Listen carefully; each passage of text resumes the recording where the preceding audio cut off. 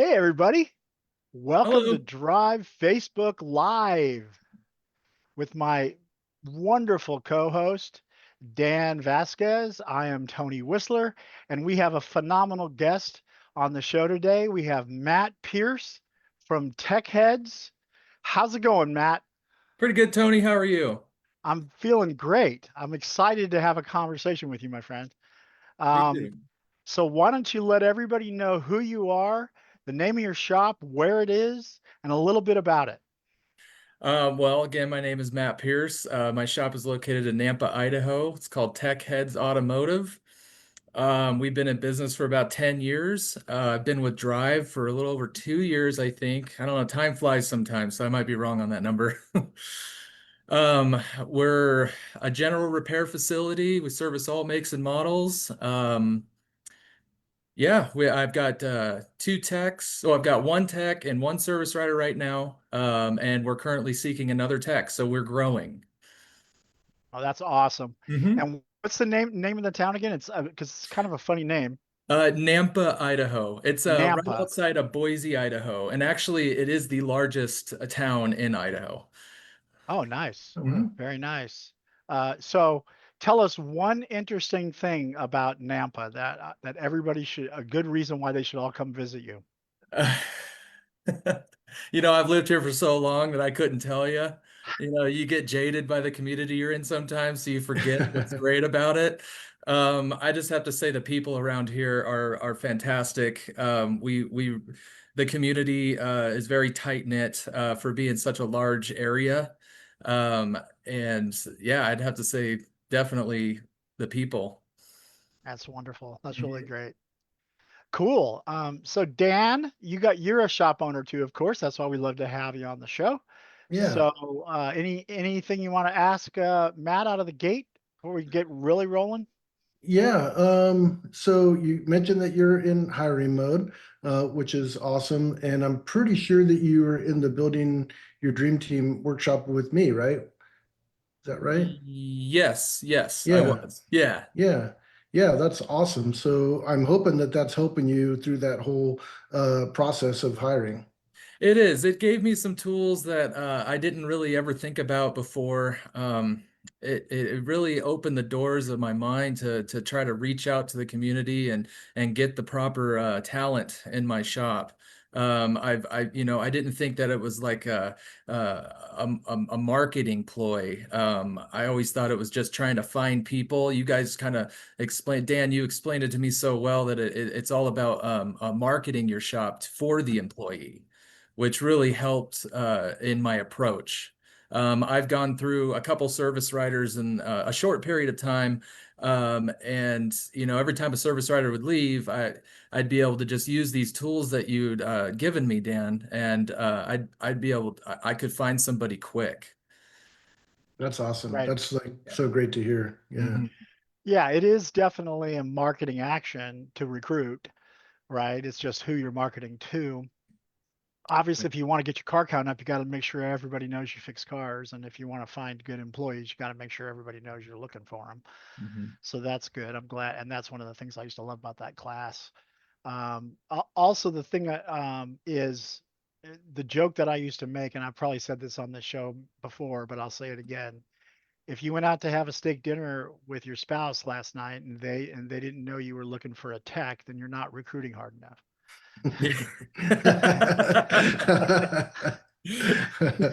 That's good. You know? So it's like, it's a constant reach, right? Reaching to everybody you can think of. I've helped clients find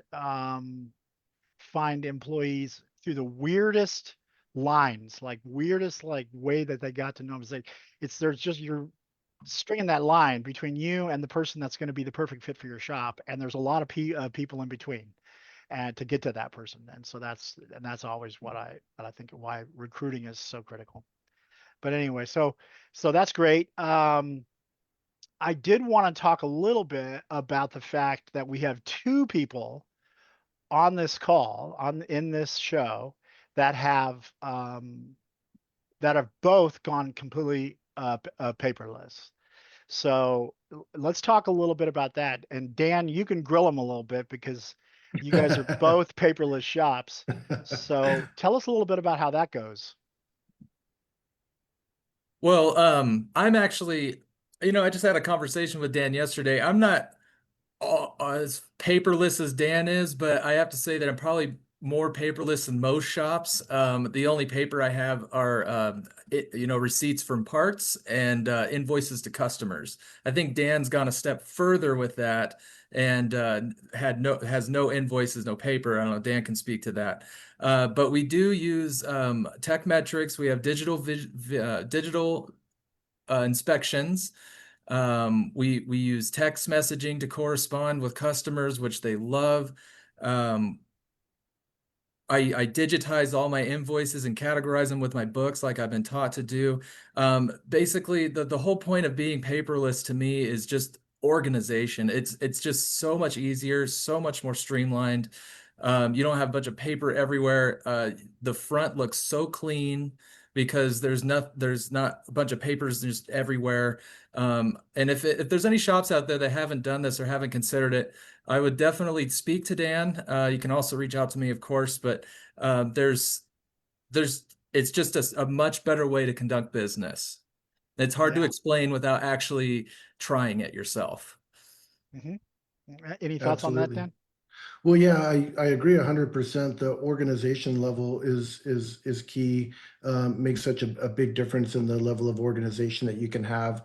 The lack of clutter of paperwork and things like that on your service advisor's desk, on the owner's desk, for sure. And then just the workflow aspect of it is really amazing. When you're digitally passing jobs back and forth throughout the shop from advisor to tech, and if there's a problem on a car, you can digitally pass it on to a shop foreman, things like that. So the workflow aspects are great. And I love what you're doing there at your shop, Matt. I mean, I know that you and I have talked a lot about it, and I think you're doing a lot of things right there, and you're definitely, on your way to being fully digital, if you want to be, and that's the thing, there's certainly areas where people are more comfortable with paper, and there's nothing wrong with that.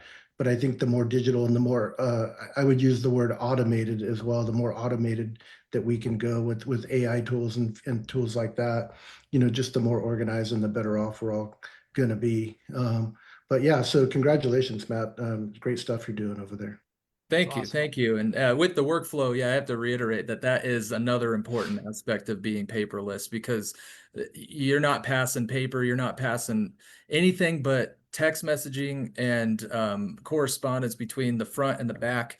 It just makes the communication way easier and way quicker. And when you have 20, 30 cars at the shop, it creates that level of organization to where you're confident that they're all going to get fixed and it's all going to be right, and it's all documented and everyone knows what they're doing. So that's Yeah. why I do that. And you'll be confident that you don't lose a car in the workflow. Exactly. They ever have that happen? Somebody No, it calls. happens. Yeah. Like, I wonder if that's what happened with me. Like, hey, how's my car doing? We forgot it was here. Yep. Yep. But so that's good. And then let me ask you this. Do you take advantage of sending a lot of photos to the customers when you're talking to them about paying for the job, or what needs to be handled, or no? Yeah, yes, absolutely, Tony. I'm not service writing anymore, so with the hiring I've done, but it's my service writer is very happy with the fact that the trust is easily built with the customer when you can show them a picture of exactly what you're talking about. A customer wouldn't necessarily even go to your shop if he knew how to work on his own car or knew what these parts were. So if you can show them a photo, hey, this bushing's bad. This is what's leading to your brake shake, or just really anything. And then you can also explain to them more easily exactly why that part is so important to replace for the safety of the car, the reliability of the car, the cell. It almost sells itself Yeah, at that yeah, point. that's great. And then now, one of the things that I was looking at was the article that Carolyn had written, and I'm now, for some reason, flown out of my mind which publication it was in. I'm sure that one of you will tell me. or she will. But it was a great article, and one of the things that came up was you were talking about the work-life balance, and one of the things I've noticed with Drive is a lot of clients come on the program and they're just living extraordinarily stressful lives. Like they might not have a team in place fully, or they don't have people that they can fully depend on, and they end up working long hours. Like, what was the old joke, you know? Oh yeah, I work half a day in my shop. I work 12 hours. That's, that's, that's the old Bob joke. Yep. Yeah. So, yeah. So one of the things that I've seen happen with a lot of our clients who have been on the program and are getting conditions improving is that work-life balance becomes more appealing and better. Um, how's that journey been? Since I started Drive, that journey has been great. Now I'm still working. I'm probably at a level or early level 3 right now, I feel like. So I am still involved. But I can separate myself from my business when it comes to my personal life now. When before it was quite a struggle, and you know, it started affecting my marriage. It started affecting my friendships. I would spend way more time than I needed to working because I always needed to make more and make more in order to survive. And with Drive, it's taught me that that's not the case. You can take steps to help your business to where you're not so tied down by it, and you can realize what is actually important in life, and it isn't just running your business. And I think that's where a lot of business owners fall short, not just in the automotive industry, of course, everywhere. They start these little businesses thinking they're going to have freedom. They end up not having freedom because they're so tied to it. Exactly. So I have to give Drive all the credit in the world when it comes to that. My I wouldn't say my marriage was ever bad, but you know, the family life thing has gotten a lot easier. And I'm not so stressed about money. And I mean, there's certain things that do stress me out about my business, don't get me wrong, but it's a completely different way of looking at it. Right. Well, I like to think of it as a distinction between stress and challenges, because when you know Right. what you want to Mhm. do, it's a challenge. When you don't Right. know what's happening or you don't know what you're doing, it's just pure stress, and it just causes like, early, heart failure and such, Yes. when you're that stressed out. Hmm. But yeah, so that's the distinction. It's kind of like the idea that when you climb, if you need to climb a mountain and you can see the top of the mountain, you know where you're going. It doesn't mean no one's telling you it's going to be easy to get up there, but you know what to do. And if you're wandering around in a forest and you're lost, that's the kind of stress that is very harmful, and it can be very harmful. But when you know where you're going, it can be challenging. It's not going to be easy, but you feel much better about it. Would that be a good way to describe it? That's exactly what I was trying to say, Tony. You're a little better at saying what I even want to say. Um, but you get my point. You do. Yeah, and the challenges were there before. It's just I didn't have any resources to reach out uh, to know how to overcome those challenges. And because I would never really, I don't really have a formal business background. I've always just kind of worked on cars. It's a talent that I have. I don't mean to brag at all, but that when it comes to business, I was lost. I didn't know what to do financially. I didn't know what to do. Yeah, just all of it. And Drive has taught me a lot to be able to overcome those challenges. And then also like just create new challenges for myself. And challenges start becoming more exciting and less Mhm. stressful, like you said, Tony. Exactly. Right. Awesome. I'm so happy to hear that. Mm. And then another question I had for you has to do with the evolution of you as a business owner when it comes to leadership. Like how is that journey gone? That is more of a difficult journey. You know, you start the business one way. You get a crew. The crew gets used to the way you're doing business. Then you join Drive. Then after you do that, you start putting changes out there. And when you start changing things, your crew may or may not like that. So it's up to you as an owner to figure out how to be that leader. And Drive has certainly taught me how to be that leader, how to give incentive, how to keep people motivated, how to keep them happy. You're not going to make everyone happy, but then also not to rule with an iron fist, to really listen to what your employees have to say, but then be that final say as to what's going to happen and the decisions that you're going to make, and have confidence, to be able to give me the confidence. And the confidence comes because you're doing it right. Yeah, that's I mean, it's like it's right there with it. If you know you're doing something right, it's a lot easier to market your business. It really is, to talk about your business, to be confident with your employees.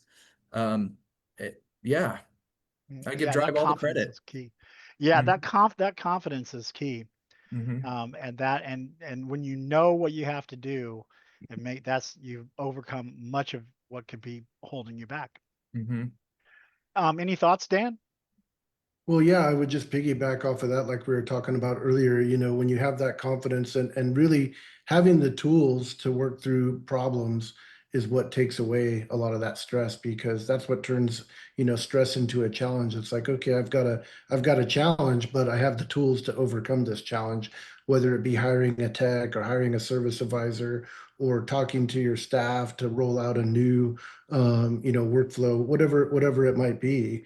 And so I love hearing from you that that's working for you and that you have some tools now that are helping you to do that. And going back to just the financial stability and how that kind of helps to take away stress. I know that you and I were talking, and am I correct in remembering? So you're actually up year over year at the shop, right? Even with some challenges that you've had. Yeah, we continually grow at a steady pace of about 20 to 30% a year. This year is Awesome. probably closer to 20. It's kind of been a goofy year, I think, for all the shops out there, but we're definitely growing. And and I have to say also, with these changes that we've been making with Drive, you know, for anybody that's considering being a part of this program or anything like that, don't be too afraid. Like the way that Drive tells you how to run your business, don't be too afraid as far as like losing clients and stuff. They come and go. But what Drive teaches you is to get the clients that really appreciate you as a shop, and really appreciate you and your service and what you do for the community. That's what's important. So that's how we're growing. We're growing 20% year over year with clients that are dedicated, that like our shop, and that are and that are just, quality customers. Yeah, that's awesome. I mean, 20% growth year over year is just phenomenal, and I'm super excited to hear that. And yeah, having the right customers in there really makes all the difference. It takes away some of the stress of having. I like the philosophy of less cars, higher ARO, and taking better care of my clients all at the same time. It's less stress. It feels like less work with the same or even better payout in the end for everyone. So I'm super happy to hear that. Tony, did you want to talk about Expo a little bit? Yeah, I was going to do a I commercial break. yeah, we can do that. So Yeah. why don't you let the people know what's going on? Well, yeah, sounds good. So I just wanted to let everyone know that we are going to be taking a break this upcoming Friday for the 4th of July. I wanted to wish everybody a happy 4th of July holiday. I hope you all have a great time with your friends and family. And then we're going to be back on July 11th, and our guest is going to be Chris Probst. And she's going to be sharing what to expect from her upcoming QuickBooks session at this year's Expo. And Carla is going to be the co-host that day, so it should be a great show. And that leads me right into just a reminder about the expo this year. It's going to be at the Westgate in Las Vegas, Nevada. It's going to be from September 18th through the 20th. It's going to be phenomenal, so don't forget to register for it. And if you have registered and you don't have your hotel booked yet, then be sure to get that booked. But I think that's everything, right, Tony? Yeah, I think that's everything. Okay, And then, cool. I was going to ask Matt, you were at the last expo, right, Matt? Yes, sir. What'd you think of it? Oh, it's just great. The networking was great. Dan and I became pretty good friends. And that's what it's all about. You know, you meet other shop owners that go through the same things that you've gone through, and you relate to them, and you have that networking that you can reach out to at any point. Yeah, it's a real support system that gets It really created within the is. Drive group. Hmm. One And of then the the most, awards that yeah. they give out too, I have to say the awards, and I'm up for my Effective Shop Management Award this year, so I'm really excited. Oh, congrats. So that's going to be great. Can't wait to see you on stage for that. We always Yes. have an awards ceremony for anybody who hasn't been to the expo. We do an awards ceremony one night, one evening. It'll be a nice dinner, and then we'll have an MC, and then there'll be all the awards. It's usually a very, for me, it's a profound evening. It's my favorite part of the expo is to hear the stories from the clients who have worked the program and who have made it to like there's more than one, of course. There's effective and professional and masters.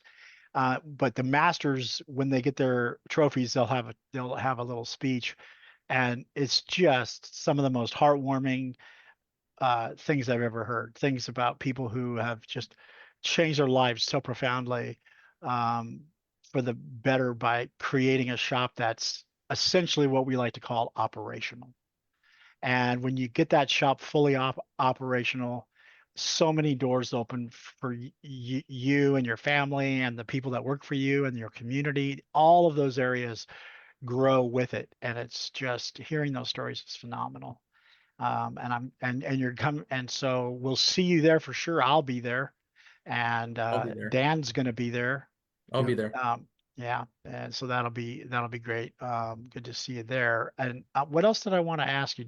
Oh yeah, I wanted to ask you a little bit about um, how you also kind of built an environment or a culture in your shop for your team, dealing with how you bonus them and how you and like the whole basically what is the culture in the shop when it comes to how you handle and try to create a life for your team.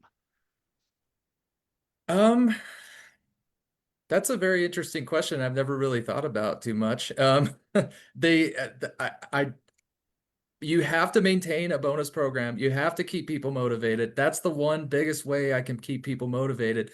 This line of work is riddled with burnout.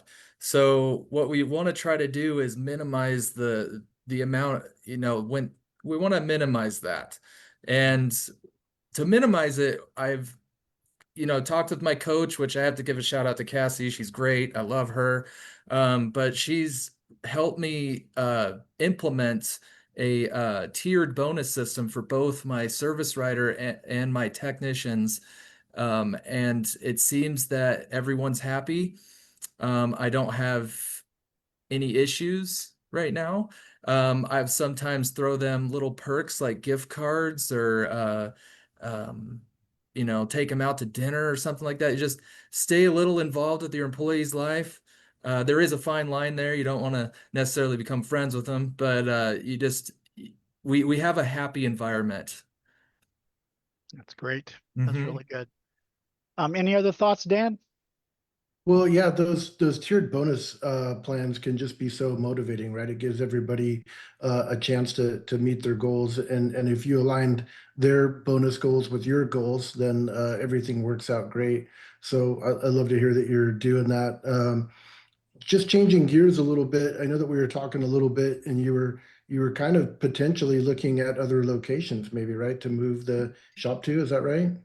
Yeah, that's a scary thing for me to think about. I never thought I'd get to that point, That's and it is. It's a process, but and 2 years ago, before I started Drive, I never thought that that would even be ever a thing, and to be able to see that on the horizon is pushing me to try to continue to grow. It's given me motivation. It's I couldn't be happier as far as your guys' program. I couldn't be happier. And I'd love to be able to own my own building and not have to rent, because currently we do rent, but to own my own place. And I did it, not, I have to say on my own, but also with the help of my employees for sure, because they're all involved. Um, that's something to be very proud of. Oh, for sure. Absolutely. Now, one of the Yeah. things I was thinking about you have moving, there's usually only a couple of reasons why a person wants to move. Either they're trying to grow, like get more bays, or they can't, expand their square footage, or Right. they're trying to improve their location. Like they might be in a good location, but they think there's a better location somewhere in the city, or they're going from renting to wanting to own their own dirt.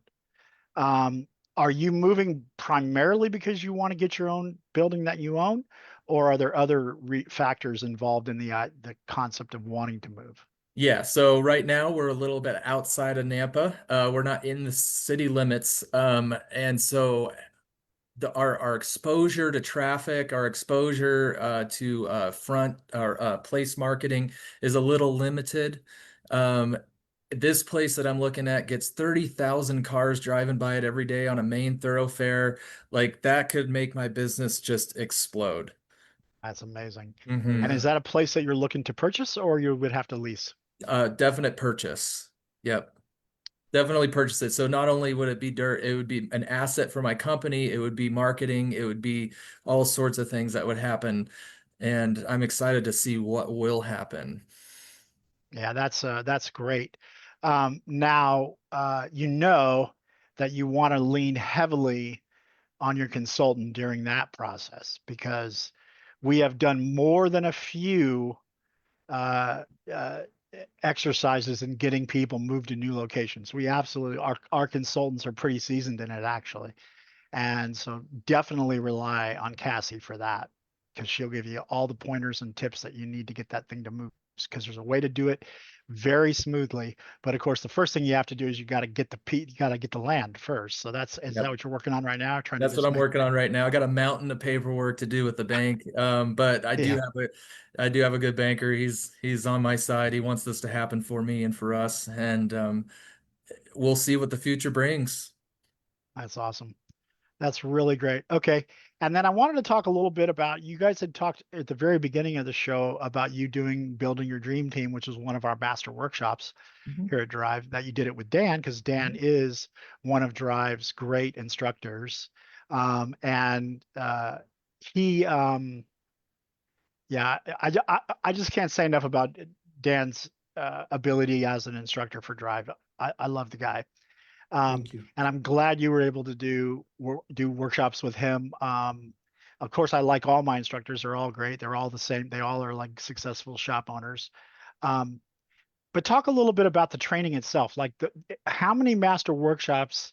You don't need an exact number, but would you say you've done more than a few, or like, yeah, what did you take away, and what do you think about that part of the program, the actual sitting in a workshop and learning the learning material? Like, what are your thoughts on that? Uh, I'm gonna be honest here. It takes up some time. But it's time worth spent. And uh,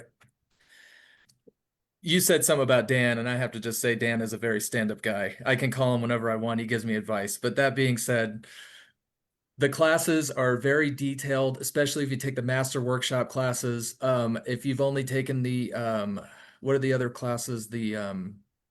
Action coaching The action workshops? coaching work. Those are kind of like, skipping a stone over the lake, but to fully dive into that lake is what these master workshops are all about. You can ask questions, you can get the answers that you need with professionals that know exactly what's going on. The material is very detailed. The workbooks are there for you to be able to get to whenever you need to. Even after the class, you can review it. I know I do all the time when I forget things and I need to review the material. Um, I I have to say that's pretty phenomenal what you guys have done. Oh, well, I appreciate that. Thanks. Mhm. And we're getting close to the end, I think. So I have any final thoughts from either of you before we call it a day? Matt? One more shout out to Chris Probst. Yes. Yeah, I mean, she took I didn't have any organization with my books, and I went through her master class, and it really opened my eyes, and now I know where my money's going. So if nobody out there is taking the keys to financial success, I think that's what it is, or keys to bookkeeping or something. I'm There's sure 4 classes. yeah, I'm not going to mention all those titles, but they are on the client portal if you want to go look at them, and they all are yeah, on the Drive website too. Driveshops.com has them as well, and she delivers all 4 of those. So yeah, she is our specialist and the reason for that is because she has an accounting background and she's a very successful shop owner. She knows exactly how to bridge the gap between accounting and running a shop. So yeah. she's just great in that regard. Yeah. All Okay. right. Well, it looks like our time's up, huh, Tony? It goes by really fast. It really Yeah, it does. does. Yes, it does. Matt, it was such a pleasure to have you. I'm excited to hear all the stuff that you had to say about your shop and how things are going. I love it. So again, thank you for being on the show. Thank you, Dan, for your help on the show. And to everybody out there who's watching, that's the end of Drive Facebook Live for this week. We will not see you next week because we're all going to be at the lake, but the week after, we'll see you in about 2 weeks. Have a great 2 weeks.